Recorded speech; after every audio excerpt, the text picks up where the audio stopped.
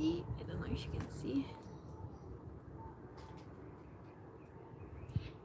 So I will keep the story of the marvelous and the bots with this background so you can enjoy. It slightly more like this.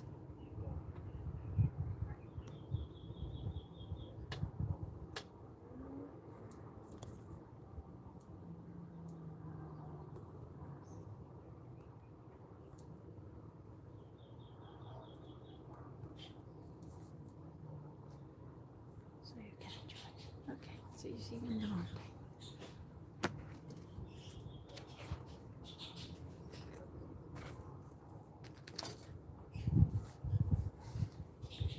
Oh, look how cute the view. Chapter 2. The marvelous powder of life. After considering the matter carefully, Deep decided that the best place to locate Jack would be at the bend in the road, a little way from the house. So he started to carry his man there, but found him heavy and rather awkward to handle. So he started to carry his man there, but found him heavy and rather awkward to handle. After dragging the creature a short distance, Deep stood him on his feet, and by forced bending the joints of one leg and then those of the other, at the same time pushing from behind, the boy managed to induce Jack to walk to the bend in the road. He was not accomplished without a few tumbles, and Tip really worked harder than he ever had in the fields or forest. But a love of mischief urged him on, and it pleased him to test the cleverness of his workmanship. Jack's alright and works fine. I love to see my book in the field like this, kissed by the sun. Jack's alright and works fine, he said to himself, panting with the unusual exertion. But just then he discovered the man's left arm had fallen off in the journey, so he went back to find it. And afterward, by whittling a new and stouter pin for the shoulder joint, he repaired the injury so successfully that the arm was stronger than before. Tip also noticed that Jack's pumpkin head had twisted around until he faced his back, but this was easily remedied. When at last the man was set up, facing the turn in the path, where old Mombi was to appear, he looked natural enough to be a fair imitation of a Gilligan farmer, and unnatural enough to startle anyone that came on him unawares. As it was yet too early in the day to expect the old woman to return home, Tip went down into the valley below the farmhouse and began to gather nuts from the trees that grew there.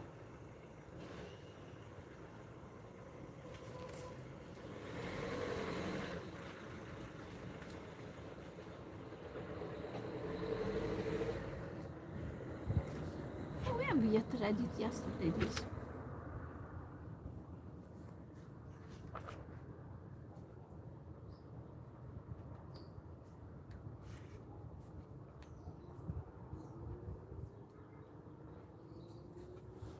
Oh yes. Sorry, well I repeated the chapter.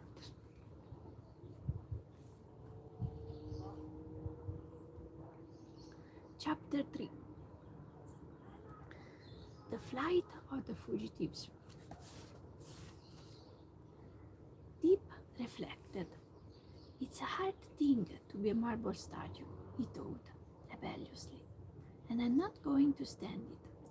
For years I've been a bother to her, she says, so she's going to get rid of me. Well, there's an easier way than to become a statue. No boy could have any fun forever standing in the middle of a flower garden, I run away, that's what I do. And I may as well go before she makes me drink that nasty stuff in the kettle. He waited until the snores of the old witch announced she was fast asleep, and then he arose softly and went to the cupboard to find something to eat. No use starting on a journey without food, he decided, searching upon the narrow shelves. He found some crust of bread, but he had to look into Bombi's basket to find the cheese she had brought from the village.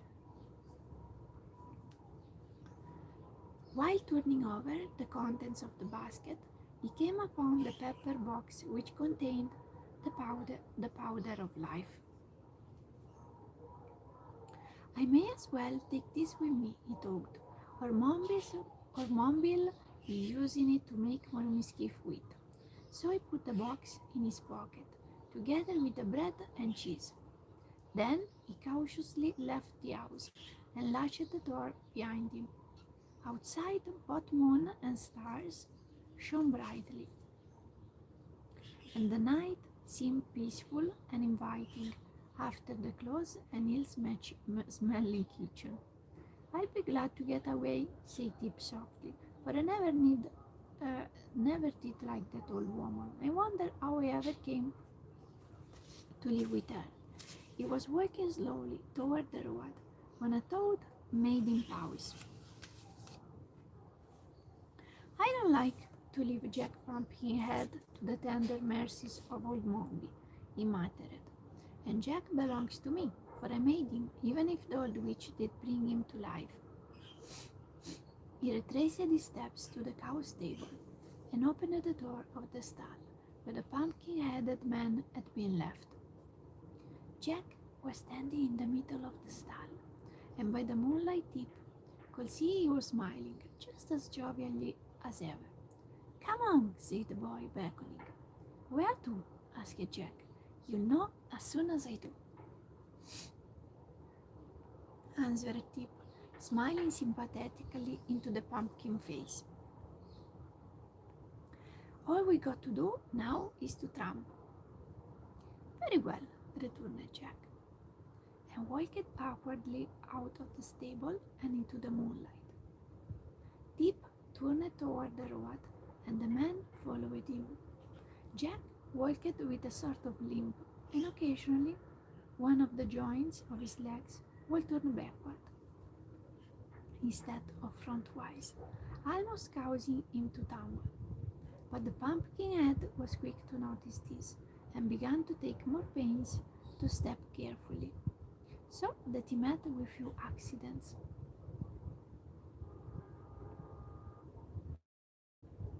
Tip led him along the path without stopping an instant.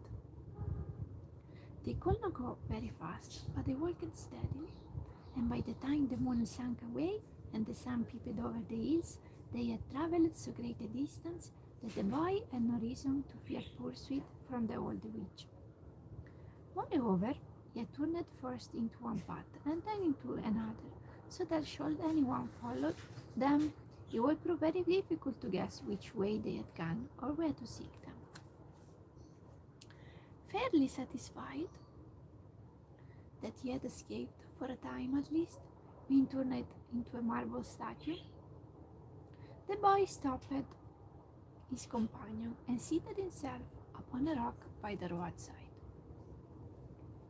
Let's have some breakfast, he said. Jack Pumpkinhead watched Tip curiously but refused to join in the repast. I don't seem to be made the same way you are, he said. Jack Pumpkinhead watched Tip curiously but refused to join in the repast. Oh, I know you are not, returned Tip, for I made you. Oh, did you? asked Jack. Certainly, and put you together, and carved your eyes, and nose, and ears, and mouth, said Tip proudly, and breast. This is really the perfect story for Halloween. Jack looked at his body and limbs critically. It strikes me you made a very good job of it, he remarked. Just so, replied Tip modestly, for he began to see certain defects in the construction of his man. If I'd known we were going to travel together, I might have been a little more particular. Why then, said the Pumpkinhead in a tone that expressed surprise, you must be my creator, my parent, my father. Or your inventor, replied the boy with a laugh. Yes, my son, I really believe I am. Then I owe you obedience, continued the man, and you owe me support.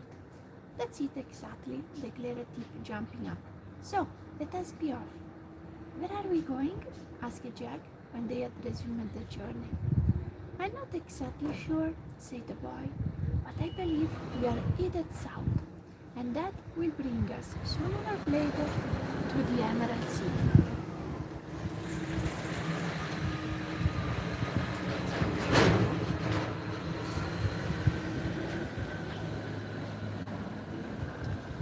What city is that? Inquired the Pumpkinhead.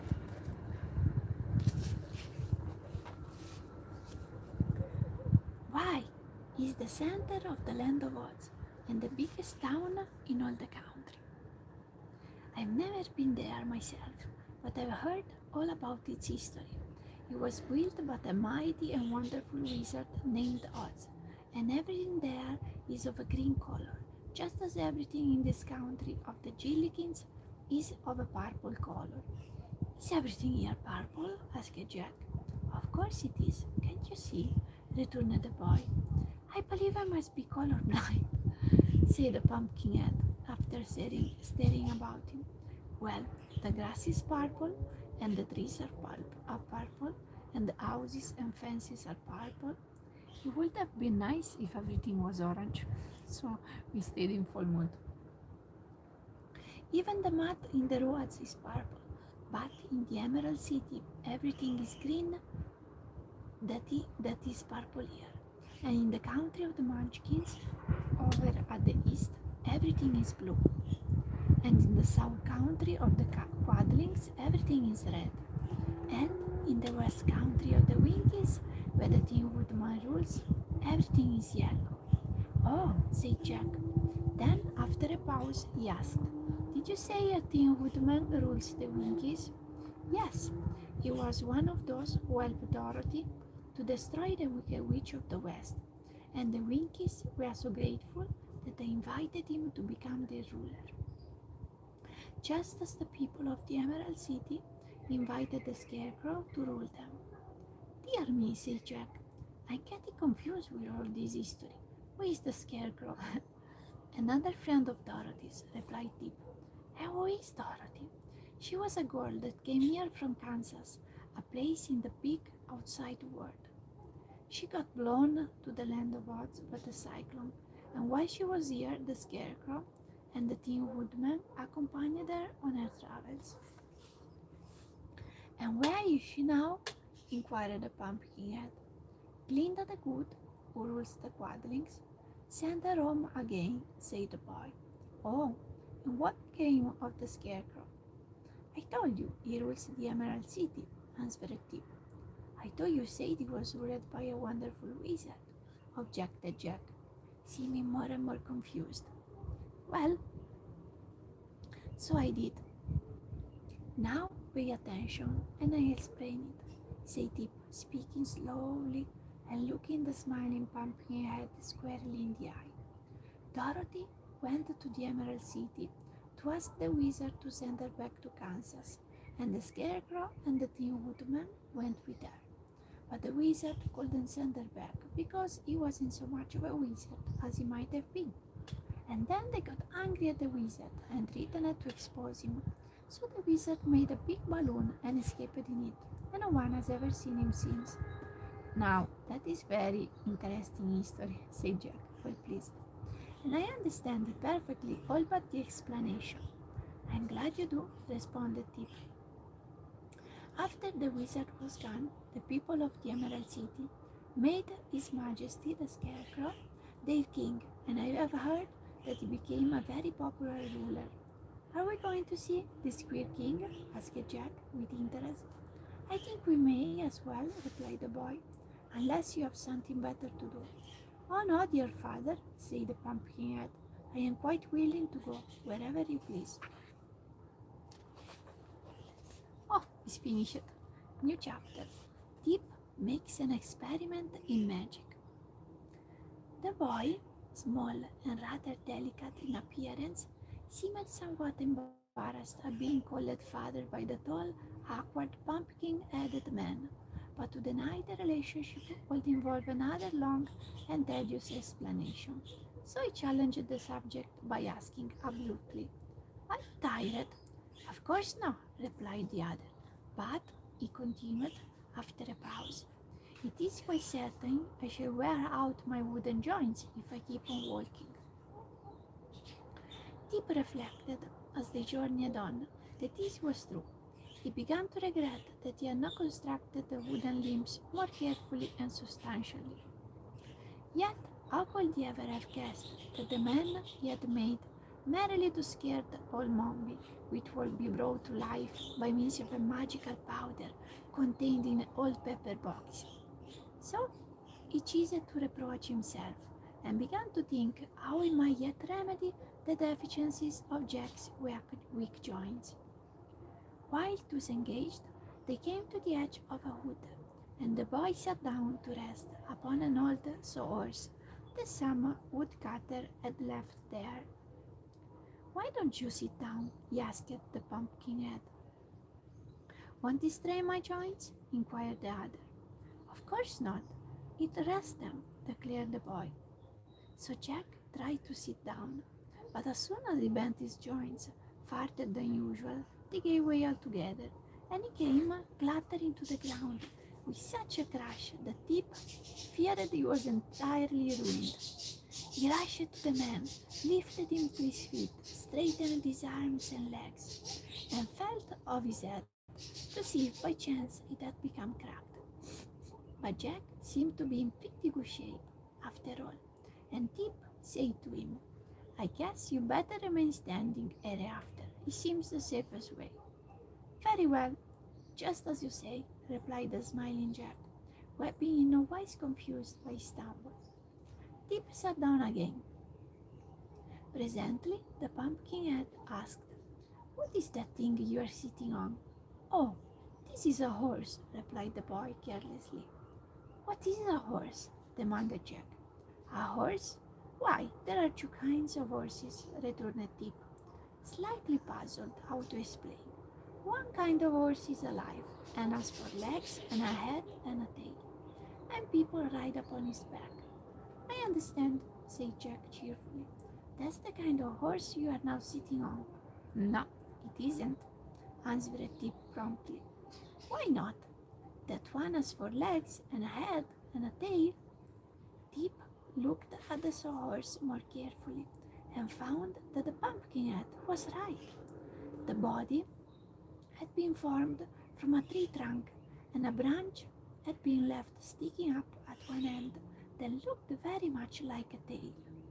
In the other end were two big knots that resembled eyes, and a place had been chopped away that might easily be mistaken for the horse's mouth. As for the legs, they were four straight limbs cut from trees and struck fast into the body, being spread wide apart so that the sawhorse would stand firmly when a log was laid across it to be sewed. "This thing resembles a real horse more than I imagined," said Tip, trying to explain. "But a real horse is alive and trots and prances and its oats, while this is nothing more than a dead horse, made of wood and used to saw logs upon." "If he were alive, wouldn't it trot and prance and eat oats?" inquired the Pumpkinhead.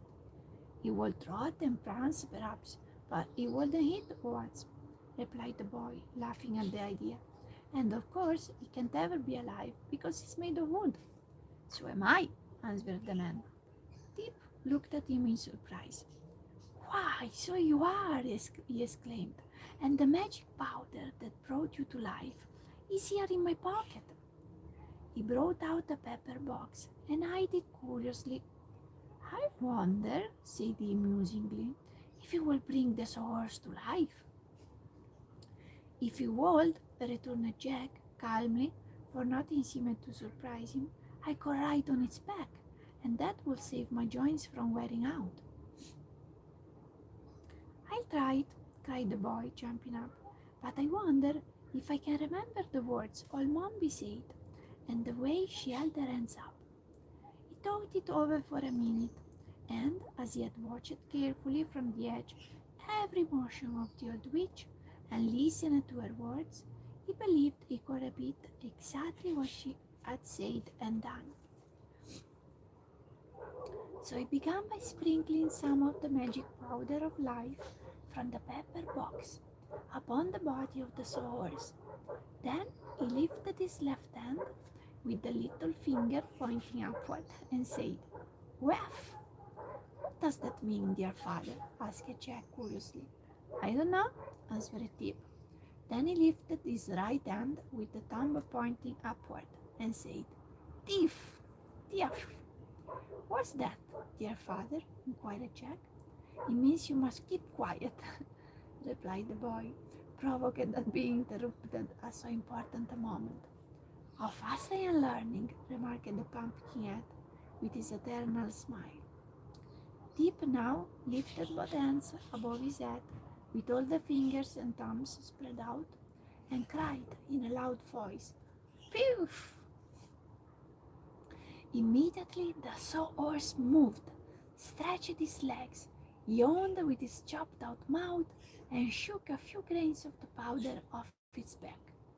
The rest of the powder seemed to have vanished into the body of the horse. "Good!" called Jack, while the boy looked on in astonishment.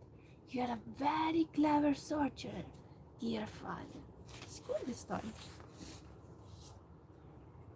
Chapter 5. The Awakening of the Sawhorse. The sawhorse, finding himself alive, seemed even more astonished than Tip. He rolled his knotty eyes from side to side, taking a first wondering view of the world in which he had now so important an existence. Then he tried to look at himself, but he had indeed no neck to turn, so that in the endeavor to see his body, he kept circling around and around, without catching even a glimpse of it. His legs were stiff and awkward, for there were no knee joints in them, so that presently he bumped against Jack Pumpkinhead and sent that personage tumbling upon the moss that lined the roadside. Tip became alarmed at this accident, as well as at the persistence of the sawhorse in prancing around in a circle. So he called out, "Whoa, whoa, there!"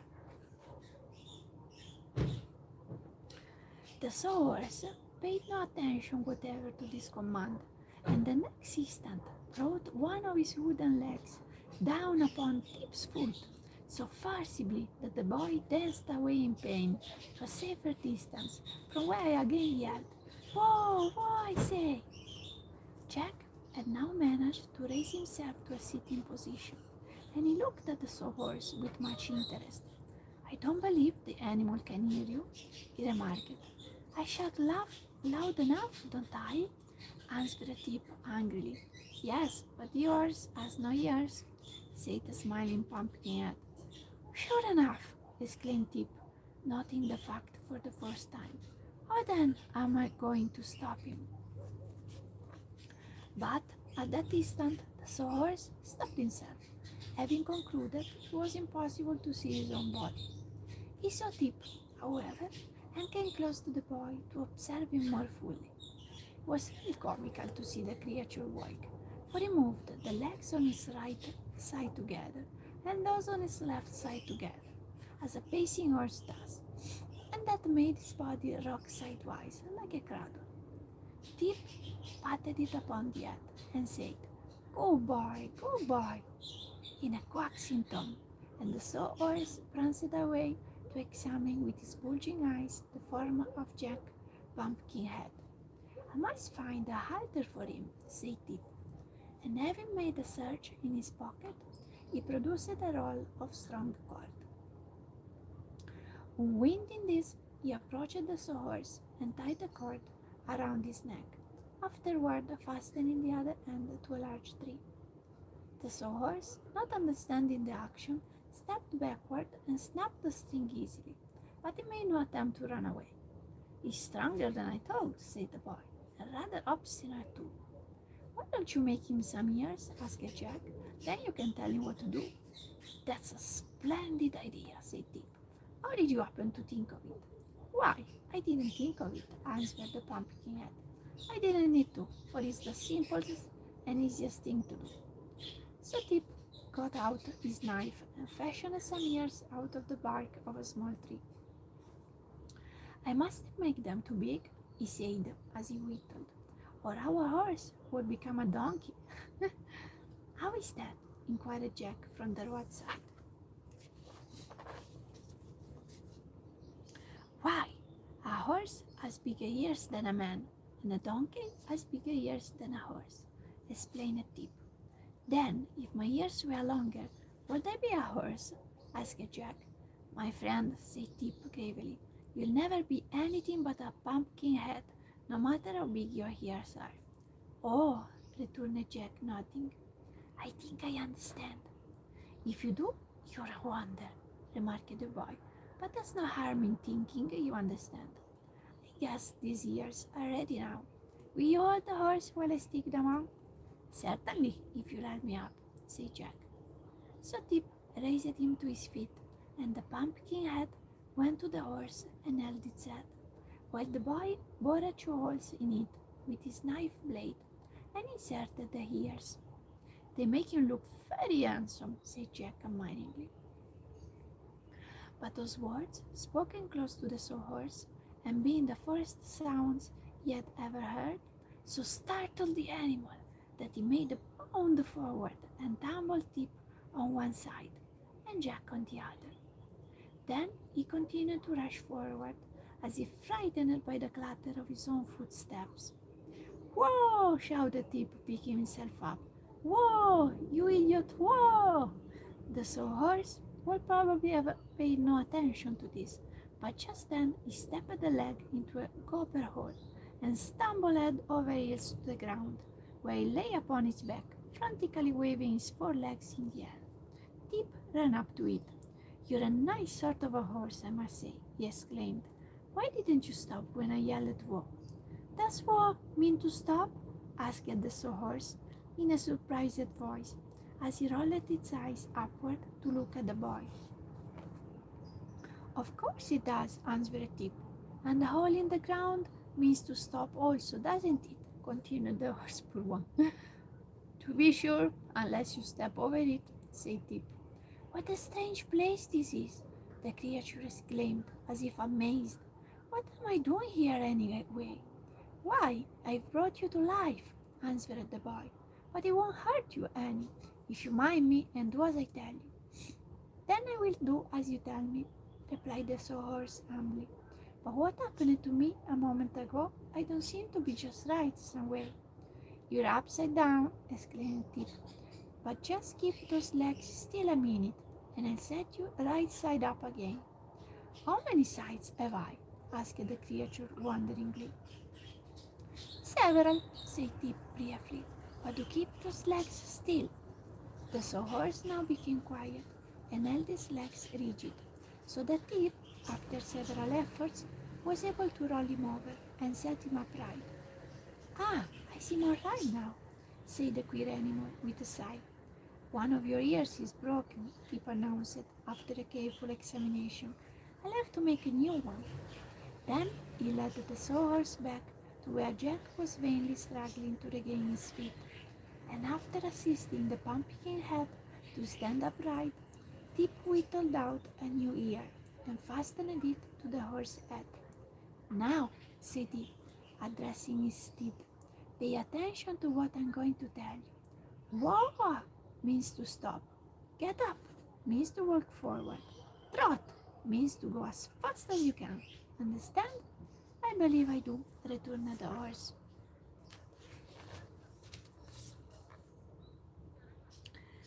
"Very good. We are all going on a journey to the Emerald City to see His Majesty the Scarecrow, and Jack Pumpkinhead is going to ride on your back, so he won't wear out his joints." His Frank Baum that invented the pumpkin head on the horse. Anyway, the one that loses his head. I don't mind, said the sawhorse. Anything that sweets you, sweets me. Then Tip assisted Jack to get upon the horse. Hold on tight, he cautioned, or you may fall off and crack your pumpkin head. That would be horrible, said Jack with a shudder. What shall I do hold on to? Why, hold on to his ears, replied Tip, after a moment's hesitation. Don't do that, remonstrated the sawhorse, for then I can't hear. That seemed reasonable, so Tip tried to think of something else. I'll fix it, said he at length.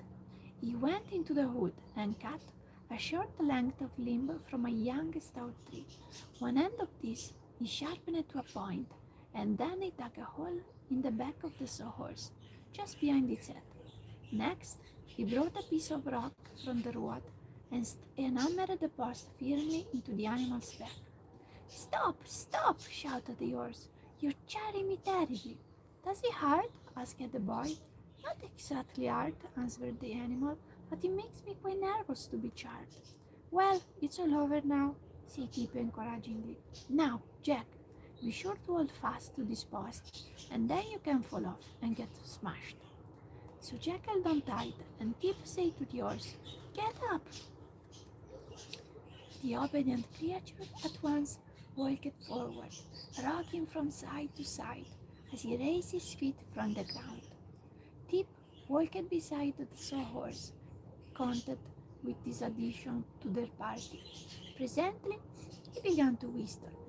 What does that sound mean? Asked the horse. Don't pay any attention to it, said Tip. I'm just whistling, and that only means I'm pretty well satisfied. I whistle myself, if I could push my lips together, remarked Jack. I fear, dear father, that in some respects I'm sadly lacking. After journeying on for some distance, the narrow path they were following turned into a broad roadway, paved with yellow brick. Oh, they arrived. By the side of the road, Tip noticed a signpost that read 9 miles to the Emerald City. But it was now growing dark, as in here. So he decided to camp for the night by the roadside and to resume the journey next morning by daybreak. He led the sawhorse to a grassy mound upon which grew several bushy trees, and carefully assisted the pumpkinhead to alight. I think I'll lay you upon the ground overnight, said the boy. You will be safer that way. How about me? Asked the sawhorse. It won't hurt you to stand, replied Tip. And, as you can't sleep, you may as well watch out and see that no one comes near to disturb us. Then the boy stretched himself upon the grass beside the pumpkinhead, and being greatly wearied by the journey, was soon fast asleep. And even now, we'll finish our journey tomorrow, maybe, with chapter 6 that says, Jack Pumpkinhead's Ride to the Emerald City. This is the book. I hope you enjoyed it, and see you tomorrow.